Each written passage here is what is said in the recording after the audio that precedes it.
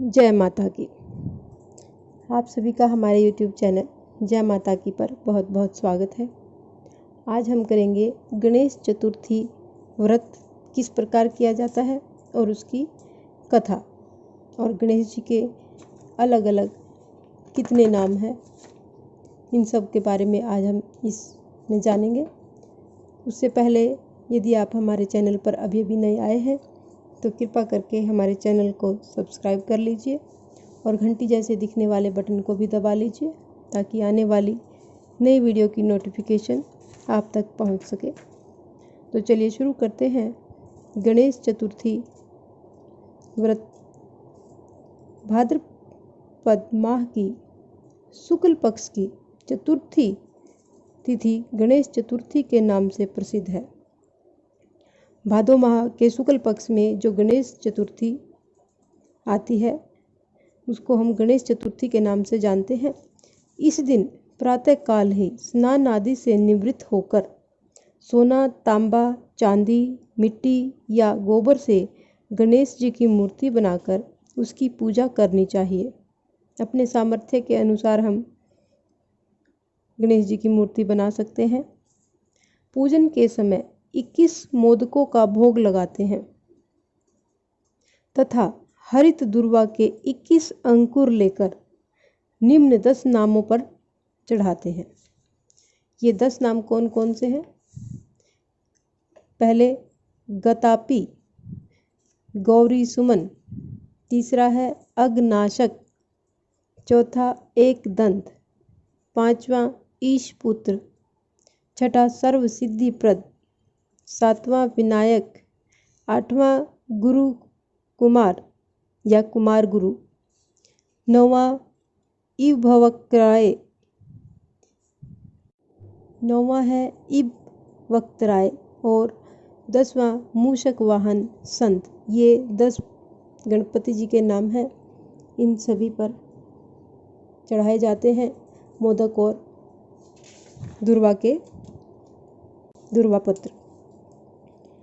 तत्पश्चात 21 लड्डुओं में से 10 लड्डू ब्राह्मणों को दान देना चाहिए तथा 11 लड्डू स्वयं खाने चाहिए। अब गणेश चतुर्थी व्रत की हम कथा करेंगे। एक बार भगवान शंकर स्नान करने के लिए भोगवती नामक नदी पर गए। उनके चले जाने के पश्चात माता पार्वती ने अपने तन की मैल से एक पुतला बनाया जिसका नाम उन्होंने गणेश रखा। गणेश को द्वार पर एक मुद्गल देकर बिठाया कि जब तक मैं स्नान करूं किसी पुरुष को अंदर मत आने देना। भोगवती पर स्नान करने के बाद जब भगवान शंकर आए तो उन्होंने गणेश जी से उन्हें द्वार पर ही रोक दिया। यानी गणपति जी ने अपने पिता को, शंकर भगवान जी को द्वार पर ही रोक दिया। उन्होंने कहा कि माता की आज्ञा नहीं है कि किसी भी पुरुष को अंदर जाने दिया जाए। इस पर क्रुद्ध होकर भगवान शंकर ने उसका सिर धड़ से अलग कर दिया और अंदर चले गए। पार्वती जी ने समझा कि भोजन में विलंब होने के कारण शंकर जी नाराज हैं। उन्होंने 2 फौरन थालियों में भोजन परोसकर शंकर जी भगवान को भोजन करने को बुलाया।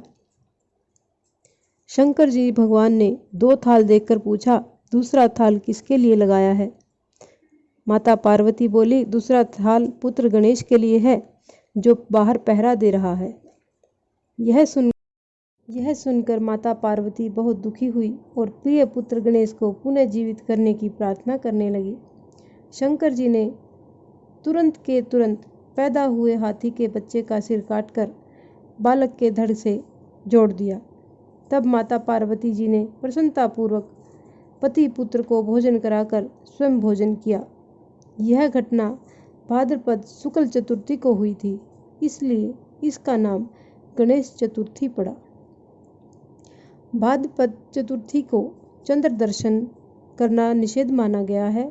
इस दिन चंद्रमा का दर्शन नहीं किया जाता, लेकिन परंतु फिर भी कई बार अनजाने में ही चंद्र दर्शन हो जाते हैं तो उसका कलंक लग जाता है।